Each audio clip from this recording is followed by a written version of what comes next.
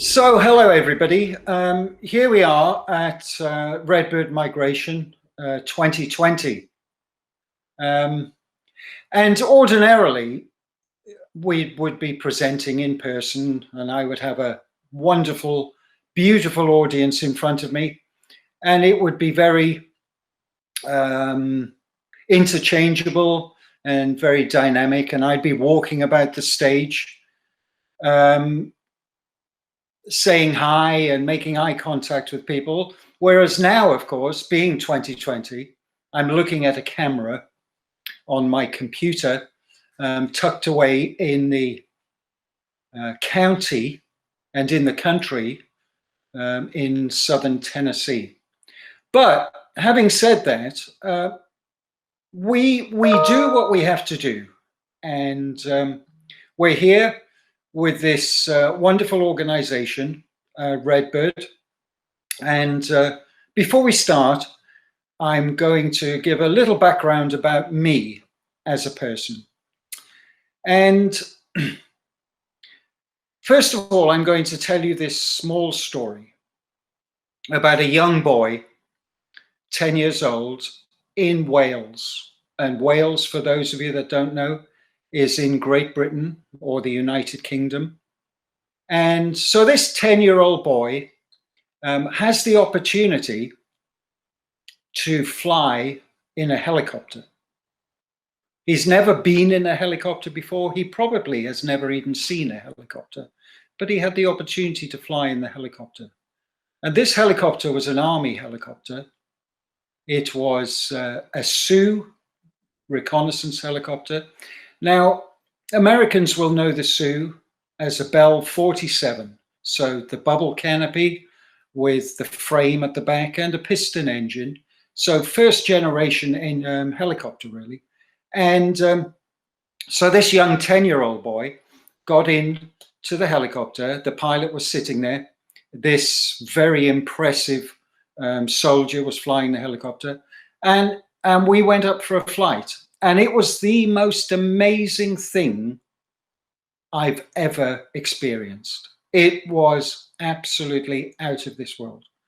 And from that moment, this little boy had a dream of becoming a helicopter pilot. And not only a helicopter pilot, but an army helicopter pilot.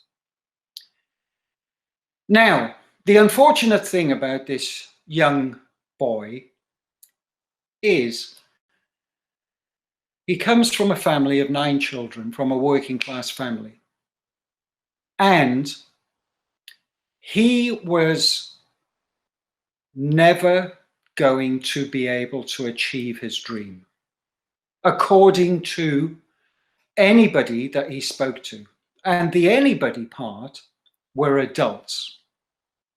He spoke to his parents about becoming an army helicopter pilot. And of course, their only goal for this young man was to leave school exactly when he was old enough to leave school and to go out to work to bring money in to support and help support the family.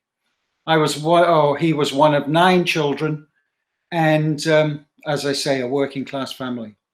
However, when it came to leaving school, this young man left school, now 14 years of age, 14. Back in the United Kingdom at the time, we could leave school if we were 15 before returning to school after the summer holidays. And this young man's birthday was in the summer holidays. So he left school and went out into the workforce. He earned his first pay packet was £1.72, which was the equivalent now of about $3, $2.50, $3 for a week's work. And it was hard work. And that's what he did. He helped support the family until he was 19. When he was 19, he joined the army. That was his only route out. He never had any educational qualifications.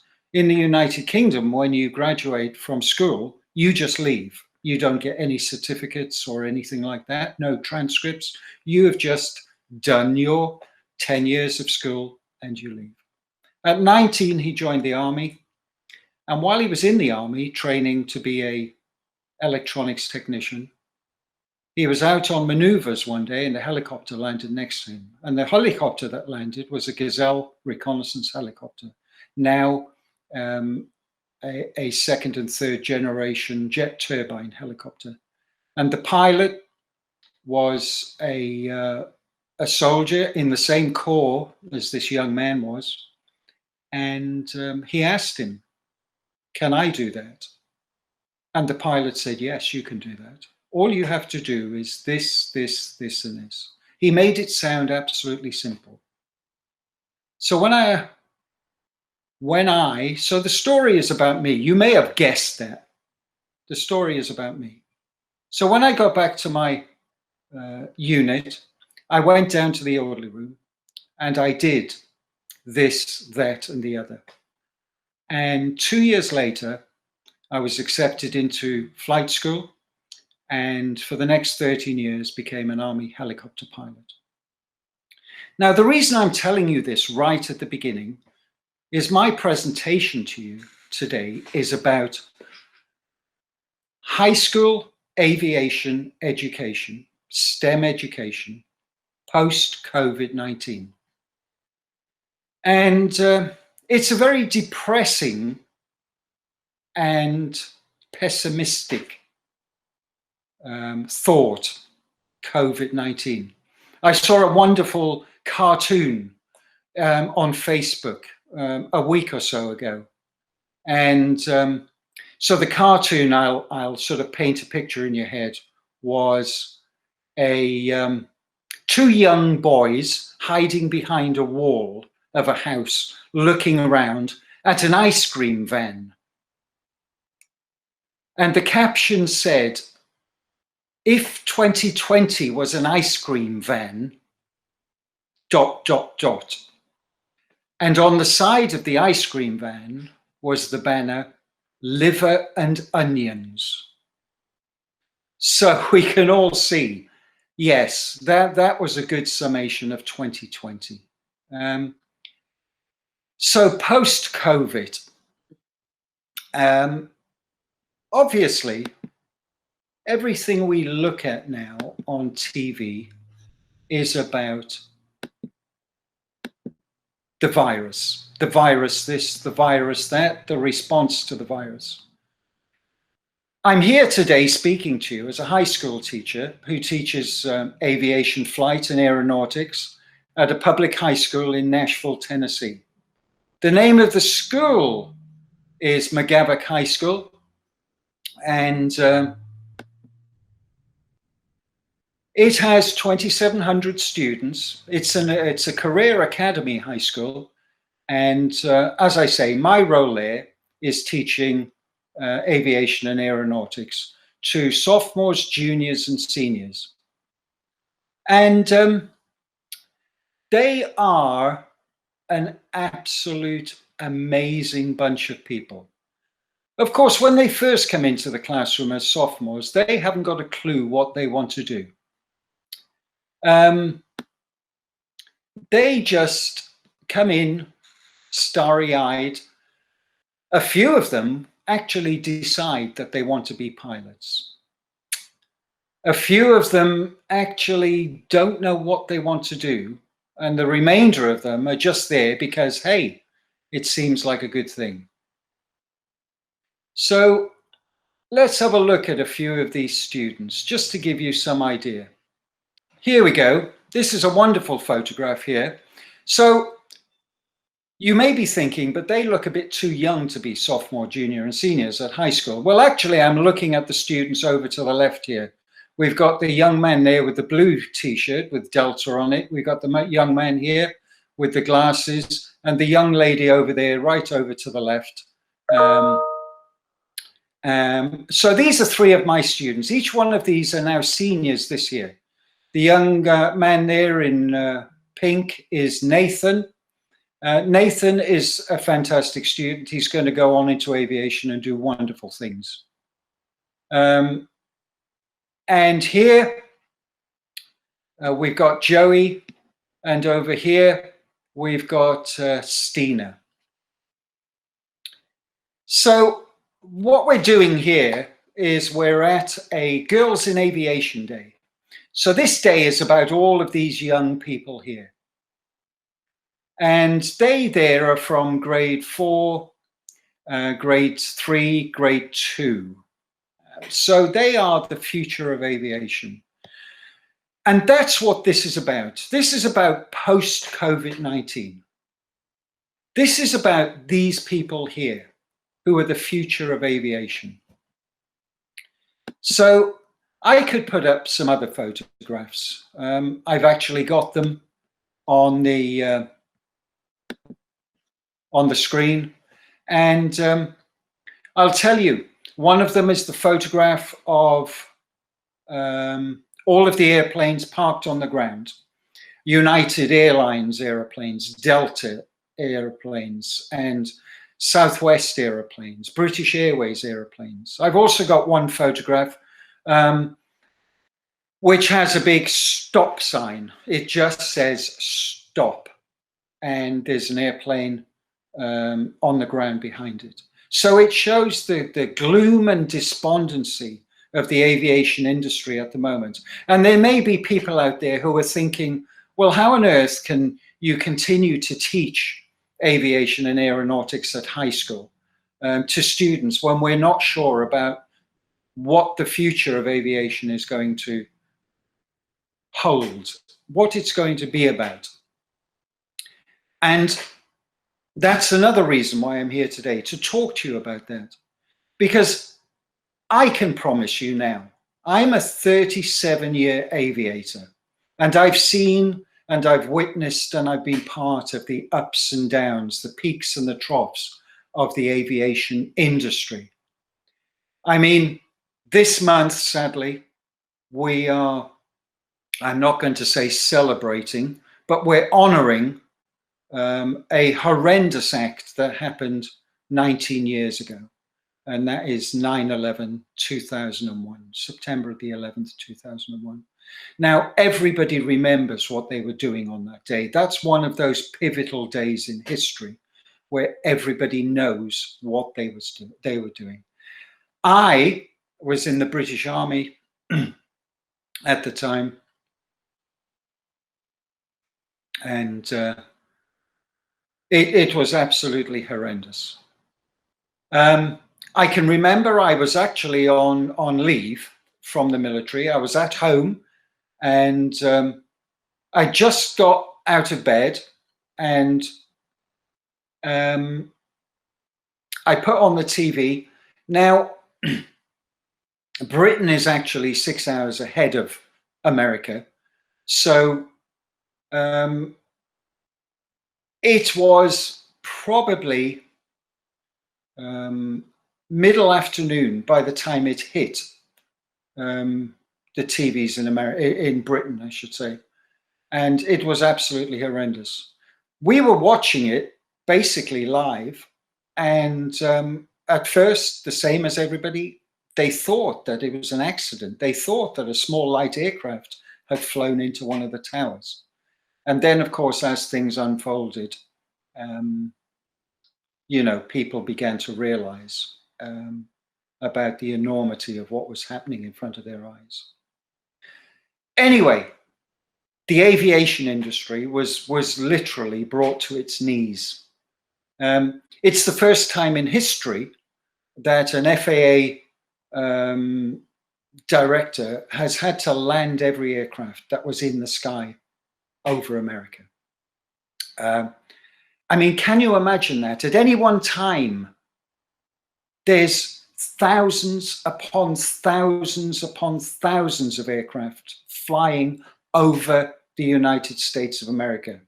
Regional, general aviation, military, news, foreign aircraft and national aircraft flying in from all over the country and flying out to all parts of the world.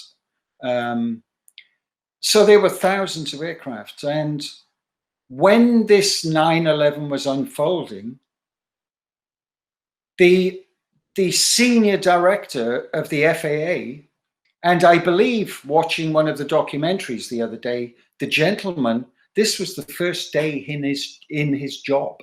So he had to make this amazing decision to close down the American Airways. They did it absolutely masterfully.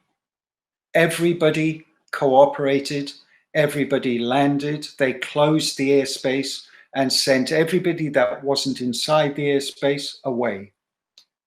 So, unprecedented. Well, then the airline industry was really decimated and almost brought to its knees, but it rebounded. After 9/11, when everything started to return to a new normal, and even back then, we were talking about the new normal and the way we're talking about it now in this crisis going on, where the airline industry is being absolutely hammered and is close to being brought to its knees. What I'm saying here is that the airline industry will recover. I have confidence that it will recover. And I work with the airline industry very closely through my program at McGavock High School. And I know that speaking to friends and colleagues and managers, senior managers, people on the front line, people on the ramps working at Nashville Airport, BNA, and General Aviation, and cargo, UPS and FedEx. I work very closely with these people, and they are all confident about the aviation industry returning back to normal. And I'm not going to say a new normal, because people want to fly. People want to go places. People want to be sociable. At the moment, the airlines are still flying. My brother-in-law is a flight attendant for Delta Airlines. He's been with Delta Airlines 35 years, so he has amazing seniority, and he's very fortunate. He's probably not going to be furloughed. However, his schedule now is absolutely horrible. And you have to think about his working environment. His working environment is in this tube with seats full, absolutely full, of people wearing masks, unable to socially distance, because of course they're sitting in seats. They're trying to socially distance as best they can. And the airlines are protecting their customers and their passengers by making sure that the aircraft are clean and making sure that everything is safe and secure as much as they can. And that's wonderful. So what they're doing is they're protecting their passengers. And that brings me on to another point here. As an educator, as a STEM aviation educator, my job is to protect the future of the aviation industry by teaching my students and develop them into the industry. And that's why I know that the aviation industry is secure and safe. So that said, I'd like to talk to you a little now about the program at McGavock High School. So as I've said prior, McGavock High School is a public inner city high school with 2,700 students, and it's broken up into 5 academies. It's a career academy school. So the 5 academies are the freshman academy, which is where the freshmen come in. They don't come into the career academy for a whole year. So they come in just for induction and familiarization with the academy setup. They come down and visit the programs and go around to see what it is they'd like to do.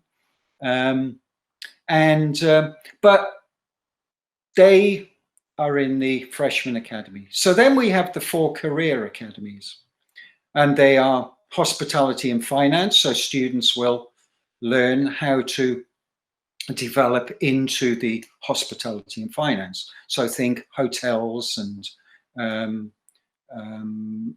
entertainment and things like that. Then we have the Digital Design and Communications Academy. So these are students that want to go into film and TV and creativity and things like that.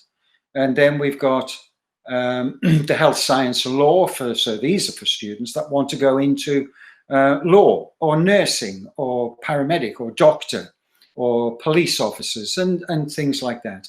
And then we come to my academy, which is the Aviation and Transportation Academy. And these are for students. So in each academy, there's 3 or 4 career pathways within those academies. So in the Aviation and Transportation Academy, we have aviation, flight, which is me, and I teach aviation, aeronautics, and aerospace. Then we have engineering and mechatronics. That's the same course. And, you know, they deal with the engineering side of things. Mechatronics is the automation on assembly lines, you know, think Ford, the Ford assembly plant, all the robots building the cars. That's mechatronics. And thirdly, we've got diesel technology. So students come in and they learn all about diesel engines and everything like that. And of course, these days now they're developing diesel engines into aircraft. Small GA aircraft have just produced the first diesel engine. One of the big problems with diesel engines in the past, of course, was the vibrations and things like that. But I guess they've ironed all that out now. And as an academy, we work very closely with each other. We integrate what we do, and we also work with the core subjects. So, you know, the math, the physics, and the history, the geography, and things like that. So we are an integrated school, in as much as all of the education going on is project-based learning and competency-based learning. So for instance, a student sitting in physics, you know, drawing angles and vectors and load factors and everything like that, and working out all of that amazing stuff they do in physics and maths. And they will then come down into my department, and we will use that and put it into a practical application. And as we all know, of course, aerodynamics and subjects like that, they blend exactly into the physics and the math of a student's academic life. And all of a sudden they get this, you know, they get this eureka moment where, rather than just sit down doing maths and physics and getting bored and it's too difficult and I can't do this and I don't understand why I have to do this, now they'll come down into my program and we'll sit there and we will now put that, what they've just learned or maybe haven't learned, into practice. And you can see the penny drop. You can see this eureka moment when all of a sudden what they're doing is actually amazing. So that's the modern high school. Is we're developing our students to be effective in the workplace, to go on to college or go on to university, or even not go into college and university. But when they eventually come into the workspace, they've got the practical skills to achieve and to come in with their, you know, they come in and hit the ground running, rather than come in and employers have to teach them and teach them and teach them and eventually give up and maybe fire them or relocate them to another place. But and another part of that in my program, of course, is we teach them flight. We teach them how to fly an aeroplane. And when I started the program, in fact, I didn't start the program. The program's been running for 19 years, but 6 or 7 years ago, it had actually failed, the program. And they were making a decision at district level to either close the program down or to find somebody to make it work. Thankfully, they went with the second option, and they now have an aviation program which is actually in the top 5 high school aviation programs in the country. And we are in esteemed company, really, being one of the top 5. And the students are the success behind that. I give the students the tools and the students achieve, and that's why we're so successful. And so we teach the students how to fly. Now, the way we do that is using simulators. And we, unfortunately, are not allowed to fly them in real aircraft because of liability and that sort of thing. I'm working on that, though, so we're going to get there eventually.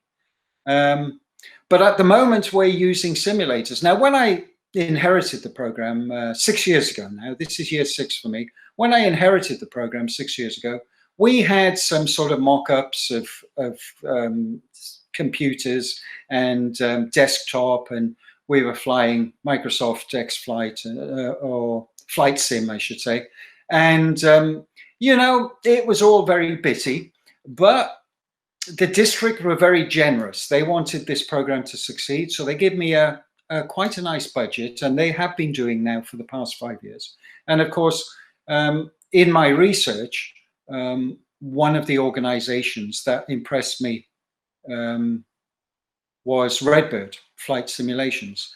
And I can honestly say now, hand on heart, that we are a Redbird flight simulator program. And we operate the J and the J Velocity. We also recently, in fact, last year, purchased the Redbird training devices, which gives us a more advanced training platform.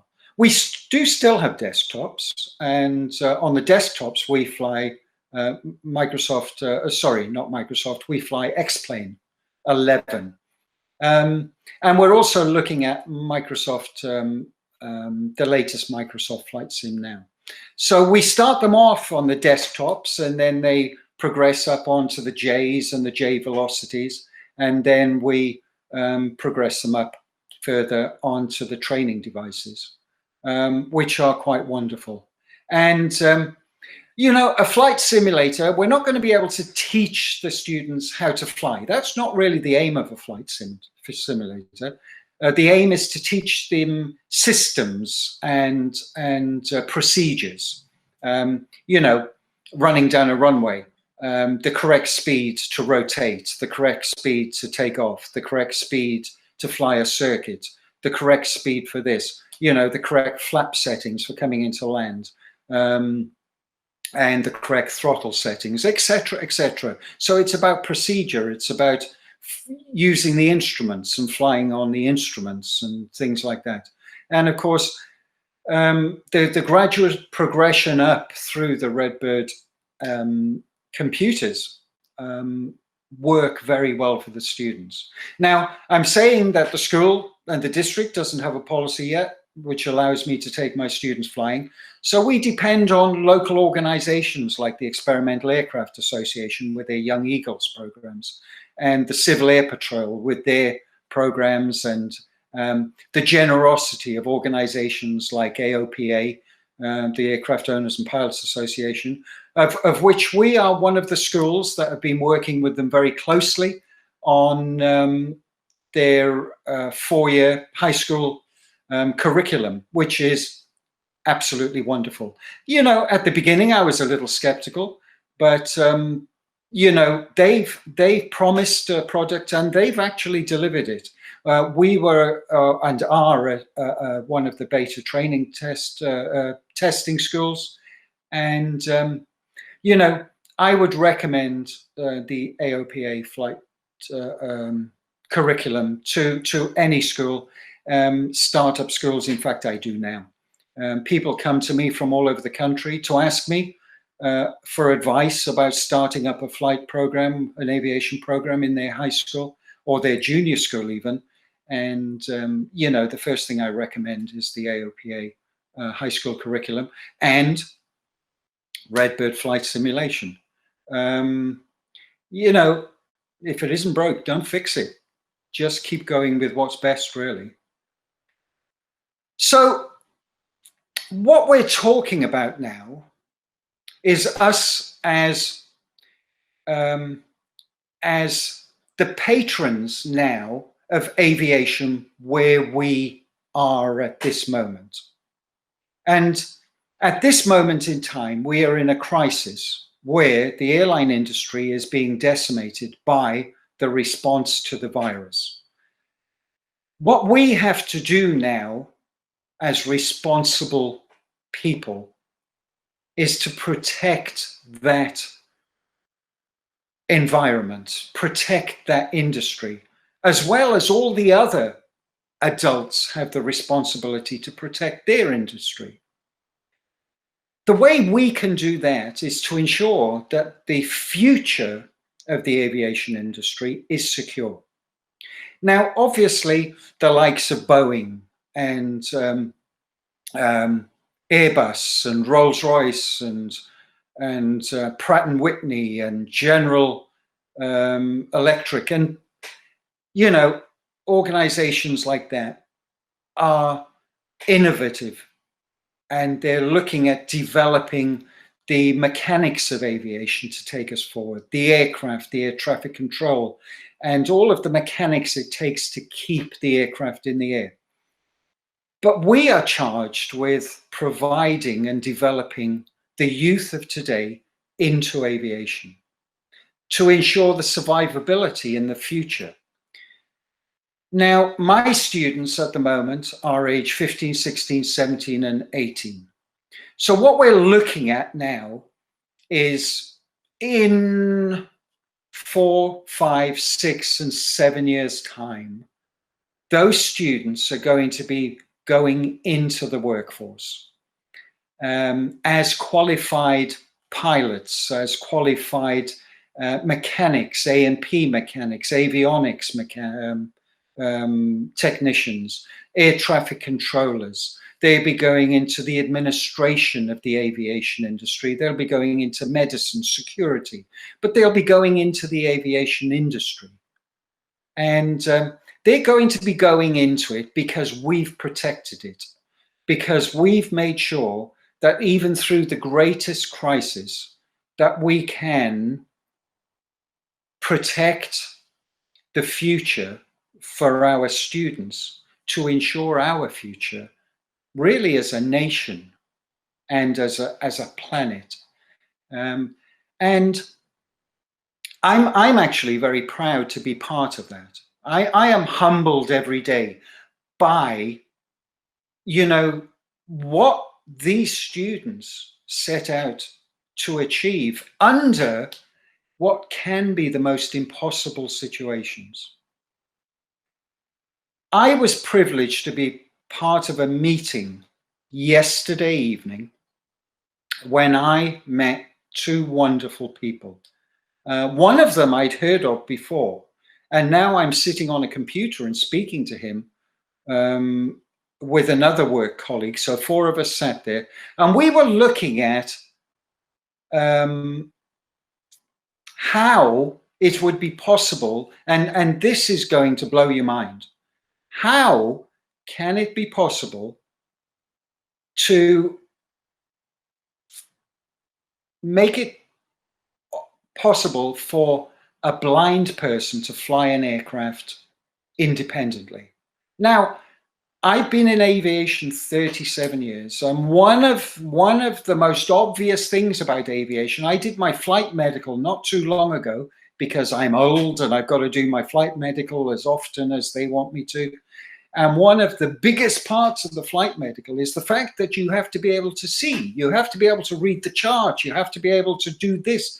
So when this was suggested, now the 2 people we were meeting with are both blind people. And they both represent a wonderful organization for blind people. And, one of them told me a story which was heartbreaking.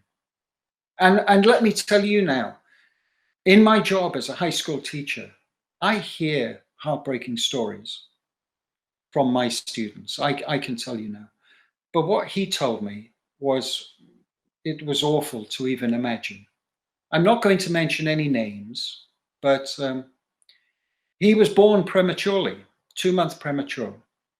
And the doctors and anybody who believed that they had knowledge told his parents that they should throw him away because he was just he's going to ruin their lives. This person now has achieved such amazing, amazing things. You cannot imagine. He's a PhD. He was an associate professor at an Ivy League university. He has overcome his one ability, which we all take for granted, but he didn't have, and that was sight. And right at the beginning, he was actually, or his parents were told that really you should throw him away.